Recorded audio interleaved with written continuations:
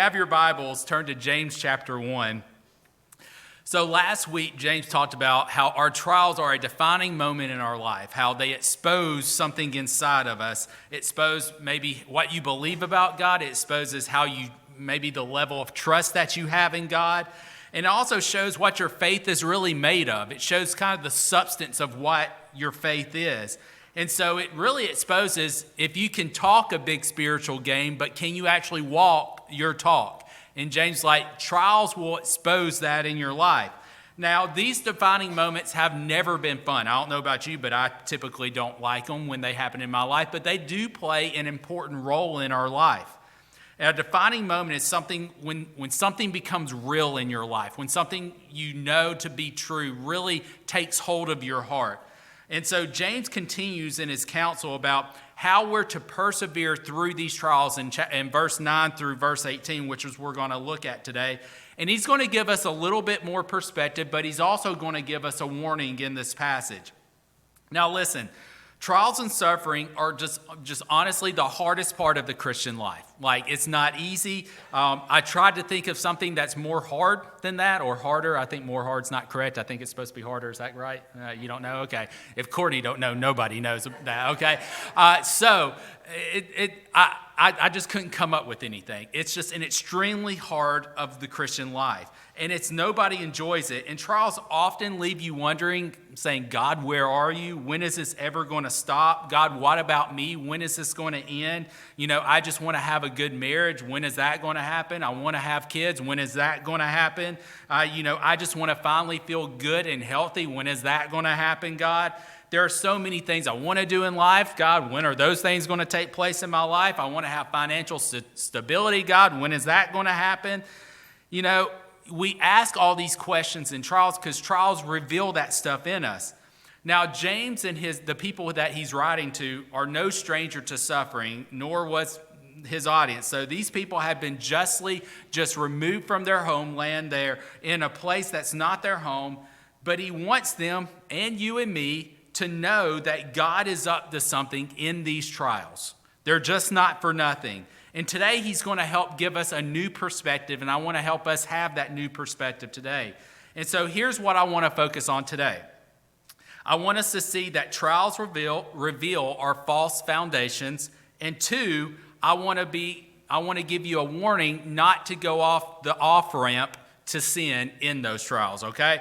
So let's talk about how trials reveal our foundations. Let's start reading in verse 9. It says, let the lowly brother boast in his exaltation, and the rich in his humiliation, because like a flower of grass, he will pass away. For the sun rises and its scorching heat and withers the grass. Its flowers falls and its beauty perishes. So also will the rich man fade away in the midst of his pursuits. So one of the things that trials does in our lives or show us our faulty foundations. For many people, that could be one of the things that James kind of focuses on here. A lot of times, especially in our country, we build our lives on money. Getting it, saving it, keeping it. It's thinking if I just have enough of this, then I'll be able to endure, I'll be able to last, everything will go better in my life if I just have it. But James is saying, hey, I want you to rejoice, rich person, in your humiliation. And in humiliation, that means that that the things happen that your money can't protect you from. And he's saying, rejoice in those things because it's helping you see that your money is not a foundation that you can rely on. There's a story about a lumberjack who was preparing to cut down a ton of trees in a forest, and he was about to cut down a tree, but he noticed a bird was making a nest in that tree, and he was like, well, I don't want to cut down the tree with the bird in it. So he starts taking a mallet and just beating the side of the tree, hoping that the bird will get annoyed with him and move to another tree. And that's exactly what happened. He beat the tree, the bird started to get annoyed, so he just moved to another tree. Well, the lumberjack well, I'm going to cut down that tree too. And so he begins to beat that tree and begins to just annoy the bird again. And so the bird gets annoyed and he goes to the third tree.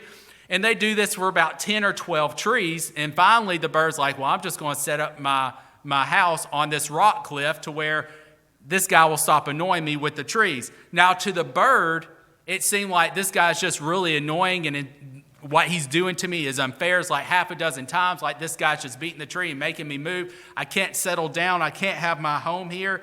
And so basically, the lumberjack knew that where he was residing his home, he was about to cut it down. So the foundation of that bird's home was going to be chopped down and is going to come crashing to the ground, and the lumberjack knew it. So the lumberjack annoying the bird was actually grace to the bird, right? Because the lumberjack knew that bird's house was about to come crashing down. And that's exactly what God has done to us in trials. He reveals those false places to where we put our hopes and we put our confidence in.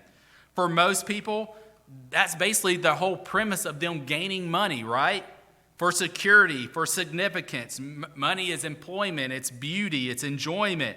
If you have it, you can obtain good things. You can protect yourself when the bad things do happen. And if you don't have money, you feel powerless, right? So it's helpful to consider in James' day the line between the haves and the have-nots, because it's really stark in his days. So the wealthy people tended to be like crazy wealthy, like they owned everything, and then basically everybody else worked for those people. Like either you had everything or you had nothing. That was what it was like in his days. And if you were poor, you were likely poor forever. You never got out of that hole.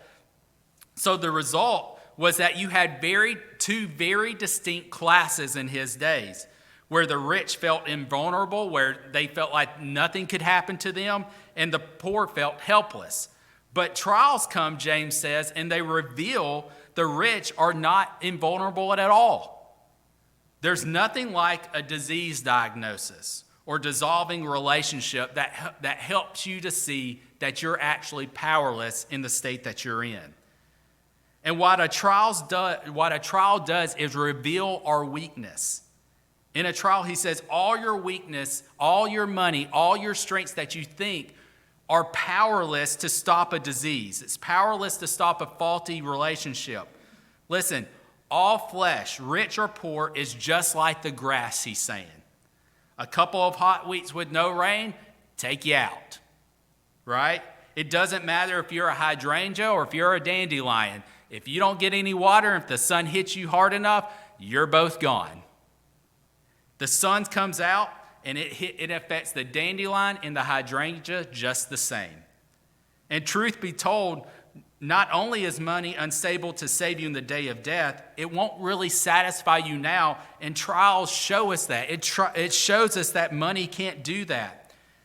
And listen, maybe you're financially comfortable today. You have every kind of insurance, you have every convenience that you want, but you're going through something that's showing you that even with all the money that you could basically hope that you could have, it's showing you that you're still not stable. Listen, or maybe you've got a kid who is wondering that you've really worried about, or you've got a bad report from a doctor and that money can't help you remove what's in your body. Or maybe after all that you've obtained, you still feel empty and unsatisfied in your life. So again, James tells us to the rich in verses 10 and 11, rejoice in your humiliation, because it's keeping you from building your lives on false foundations. That's what he's telling us. But before I discuss the flip side of this, what James says about the poor, I just don't want it to think about being financially. Anything you're rich in, you can start trusting in. Some of you, for example, are rich in popularity. The result is you built on your identity on people liking you. And if so, when other people don't speak well of you, or you're not praised well, or anything like that, or you don't get the recognition, you start to crumble. You start to worry. You start to think that nobody likes me. And you begin to get depressed in your life because your foundation was what other people thought of you, and now you see that other people aren't thinking well of you, and now your whole system that you've built your life on is beginning to crumble.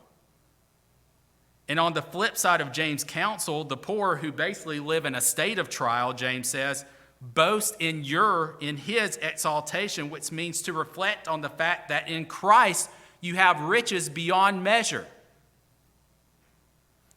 It's like in the 80s. I don't know, like when I was growing up, Fox Saturdays in the afternoon, typically around 2 o'clock, would show movies, right? And so at least my local Fox did, okay?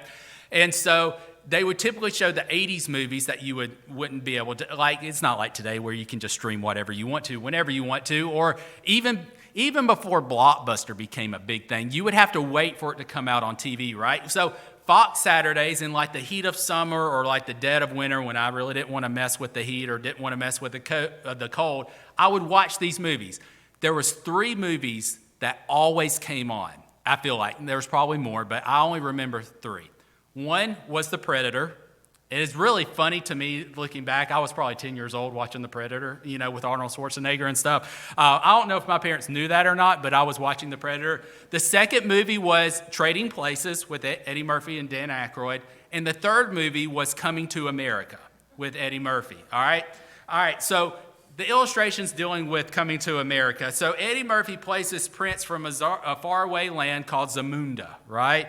And so he comes to America through these unfortunate series of circumstances, and he has to live like a poor man, even taking a job as a low custodian at a McDonald's knockoff called McDowell's, okay? And so in that, everybody thinks he's just this poor guy who can't afford anything when he's really a prince, all right? So he falls in love with this girl who has this like really rich boyfriend who always looks down on Eddie Murphy, who's this prince, right? And so the boyfriend always treats him bad, and Eddie's never bothered though by it.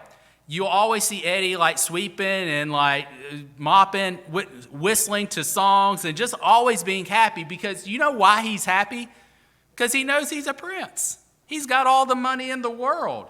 And so then finally they find out like Eddie's a prince, and so the dad of the girl is like, hey, you need to marry this dude because he's rich, And so, but he knew his real home was not America. He knew his real home was in Zamunda, where he was a prince, and he had everything, incalculable wealth waiting for him. And James says to the poor, rejoice in that same way. He says, you are a child of the king, and soon and very soon you're going to see him. But in the meantime, rest assured, all the working, all the trials that you're going through produces something far more valuable than silver and gold in your life, and that beauty is Christ-likeness. You may be poor in dollars, but you are rich in Christ. Now, this leads us to the second part of this passage where James gives us a warning not to off-ramp into sin. So let's read starting in verse 13. It says, let no one say when he is tempted, I am being tempted by God. For God cannot be tempted with evil, and he himself tempts no one. But each person is tempted when he is lured and enticed by his own desire. Then desire, when it has conceived, gives birth to sin. And sin, when it is fully grown, brings forth death. Do not be deceived, my beloved brothers. Every good gift and every perfect gift is from above, coming down from the Father of lights, with whom there is no variation or shadow due to change. Of his own will he brought forth by the word of truth, that we should be a kind of first fruits of his creatures. So James gives a clarification here. Any temptation to sin in a trial is actually not from God. Okay? You see, in almost every trial, there will be a chance for you to take a shortcut, a compromise, a sinful stress reliever, what we'll call it. All right? Some replacement for God. And that temptation to sin is actually not from God.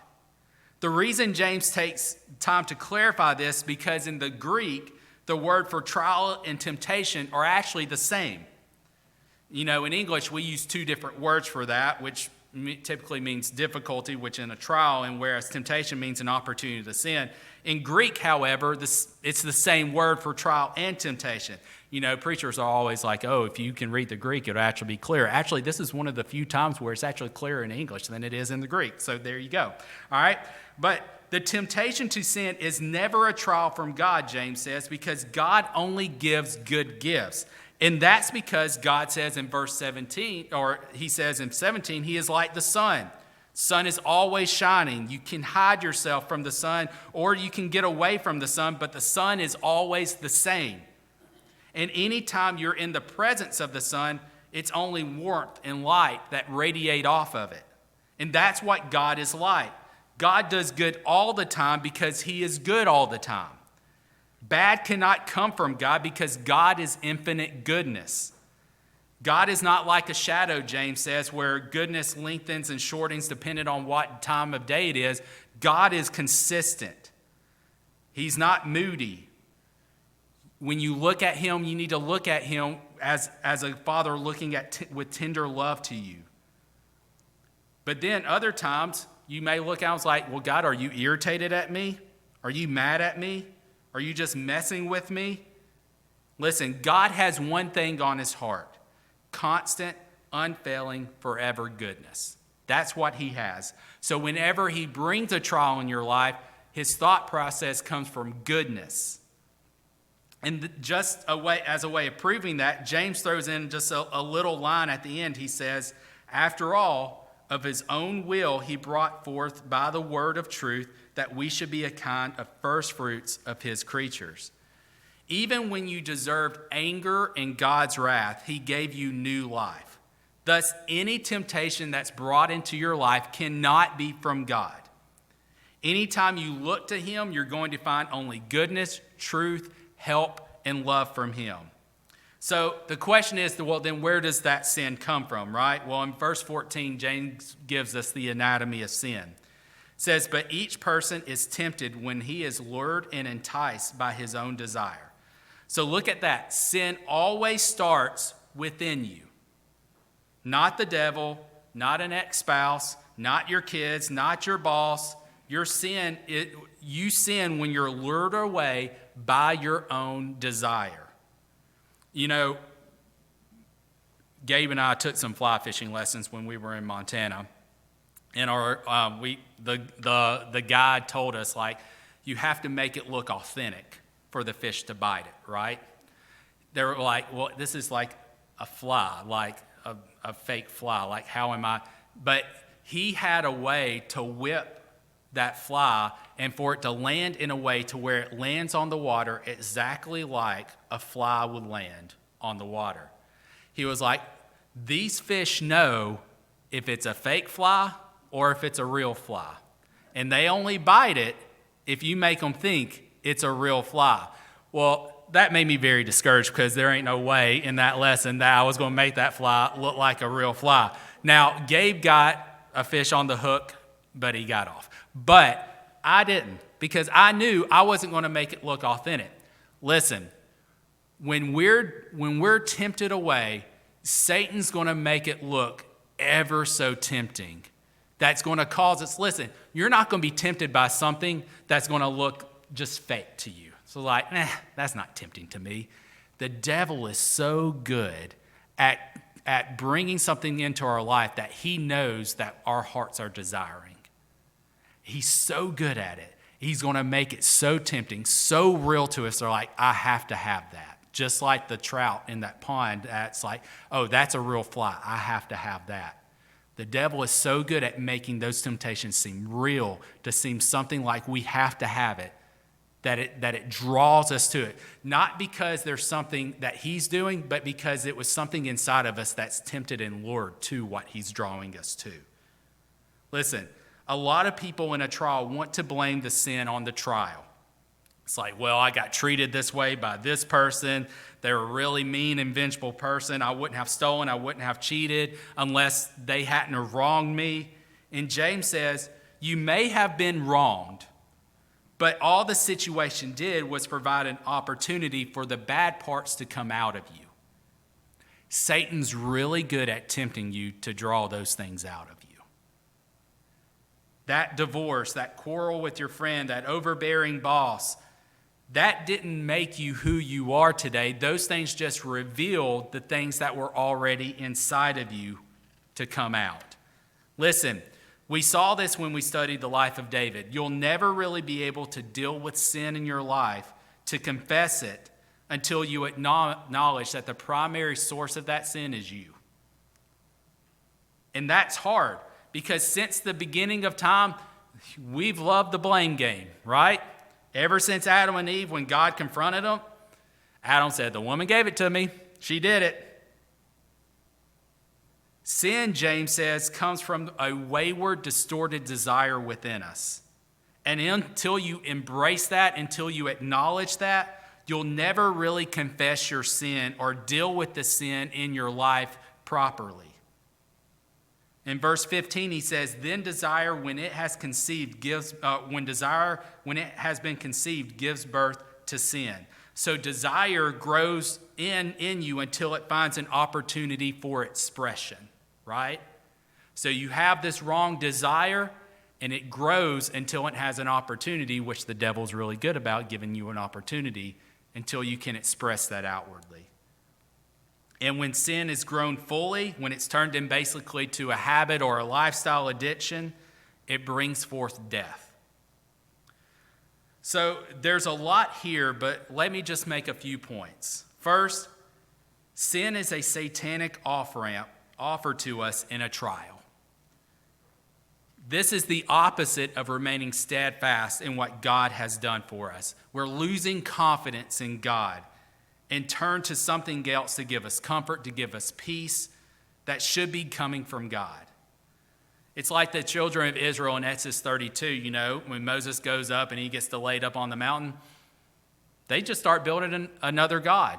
That's where the golden calf came from. They created a golden calf to replace God because they're like, well, where are you? We've been sitting down here for like an hour, God, what are you doing? So we're just going to do something to replace you. That demonstrates what happens when you take the off-ramp to sin in your trial. Satan almost always offers some fleshly comfort as a substitute for trust. And it looks real. It looks good. It looks tempting.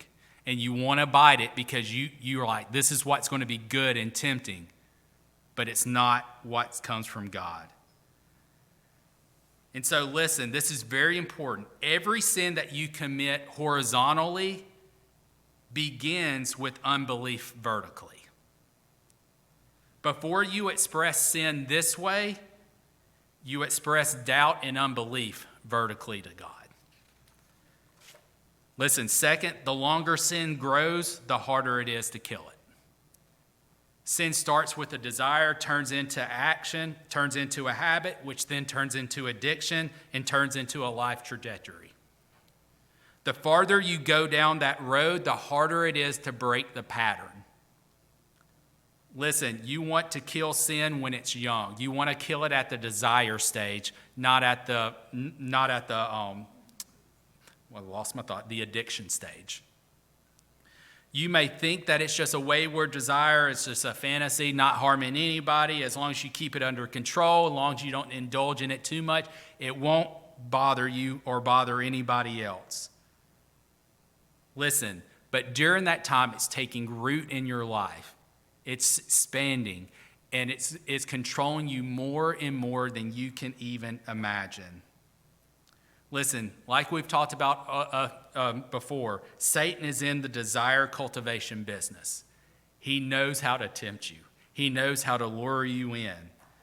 His main tactic is sometimes not to directly attack you, but it's just reinforcing these subtle desires that's in your life until they become second nature to you, until you don't even notice them. Or maybe you're so deep in it, you feel like you can't escape it. Over the last few months, we've been like doing our Yellowstone stuff, and we see cows and everything, and pipe dream Courtney pipe dream was just to have a ranch to where you raise cattle and do all the beef and do the chickens and all that stuff, right? So I'm not really that guy, but I humor her at times, But I found out like how ranchers cultivate beef cows, right? They found that high levels of stress in cows makes them release hormones that downgrades the quality of the beef. And so if you go to a nice steakhouse, you're probably eating a low-stress cow, right? If you go to the Waffle House and get the steak there, which they do offer that if you didn't know, you're probably getting a high-stress cow there, okay? The beef is not as good. And so modern ranchers do all they can to keep cows calm. So unlike what you see at movies, they really don't do that stuff, right? Cowboys aren't chasing them around, rounding them up with dogs, and they never really cattle prod them anymore. They found out if you just keep cows contented and comfortable, they'll go wherever you lead them. And you can lead them fattened up, happy and satisfied. Straight to the slaughterhouse is where they take them. So here's the question. Where is Satan cultivating you right now? Is it through materialism? Are you finding yourself taking more delight in the things that people care about and not God? Maybe you have bitterness and anger, or maybe you're gossiping. You find yourself talking mean and hateful things to other people. Where is he cultivating you? Because ultimately, he's making you fat and he's making you comfortable to take you to the slaughterhouse like the cows. And that's what he's trying to do. Listen, John Owen, the famous Puritan, said, "Be killing sin or sin will be killing you." Attack it in the desire stage. Do serious work confessing it. But let's return one more time to James with his theme in verse 12. It says, "Blessed is the man who remains steadfast under trial. For when he has stood the test, he will receive the crown of life, which God has promised to those who love him." The reason that you and I can be steadfast with him is because he is steadfast with us. Because God demonstrates his love for me in that while I was still a sinner and enemy of God, Christ died for me, and then he brought forth to me the word of truth, and that I should be one of the first fruits of his creation, that I now can be steadfast in him because of what he's done for me. So in your trial, don't be tempted to take the off-ramp to sin. Because in every trial, there will be an off-ramp to sin that Satan will come and tempt you with. It's going to be good. It's going to look pleasing. It's going to look good. It's going to look pleasing. But it's just going to get you fattened. It's going to get you comfortable. And it's going to get you away from the good gifts that God was wanting to give you in your trial. Let's go to the Lord in prayer. Father, thank you so much for your word. Lord, that it shows and that it teaches us who we are, but ultimately it shows us what you're doing, Father. It shows us what you're doing in a trial. Lord, we may not know all the details, Father, but we know that you do. But Lord, you do give us a glimpse in what you're doing, that Lord, that you're doing something good through them, Father. And in that, we can be steadfast in these trials because we know who you are and what you're doing, even if we don't know all the details, Father. So Lord, give us a steadfast heart. Allow our minds to be certain of who you are. Help us to trust you with our full hearts, Father. And Lord, keep our hearts from being tempted to the off-ramps of sin in the midst of our trials, just to get out of them quickly when you want to produce something good in us through them. So Father, teach us, guide us, and help us to stay steadfast in you through them. And we ask this in your Son's name. Amen.